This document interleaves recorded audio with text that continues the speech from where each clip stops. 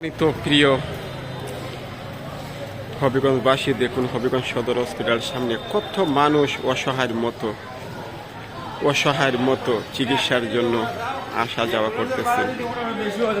কেউ চিকিৎসা নিচ্ছেন, কেউ চলে যাচ্ছেন ঢাকা, কেউ সিলেটে, কেউ বা শুয়ে আছেন সিঁড়ি ও বারিন্দায়। কেউ চিকিৎসা নিচ্ছেন, কেউ পাচ্ছেন, কেউ আবার চলে যাচ্ছেন নির্দ্বিধায় নিজের বাড়িতে। কেউ আবার কাতরাচ্ছেন, কেউ আবার কাঁদতেছেন হবিগঞ্জ সদর হসপিটালের সামনে।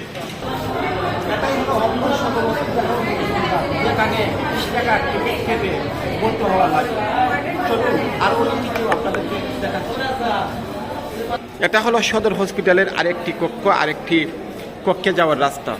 অনেক বয়স্ক মহিলারা এসে চিকিৎসা নিচ্ছেন। হবিগঞ্জ সদর হসপিটালে অবস্থান করছি। সম্মানিত প্রিয় হবিগঞ্জ জেলাবাসী, এই জায়গা চলে আসতাম। এখানে অনেক প্রত্যন্ত অঞ্চলের মানুষ 5 টাকা বা 10 টাকা টিকিট সংগ্রহ করে অনেক রকমের ওষুধ সংগ্রহ করতে পারে। দেখুন, মানুষ এখানে লাইন ধরে দাঁড়িয়ে রয়েছেন, কেউ আবার টিকিট কাটছেন, কেউ আবার ওষুধ সংগ্রহ করছেন।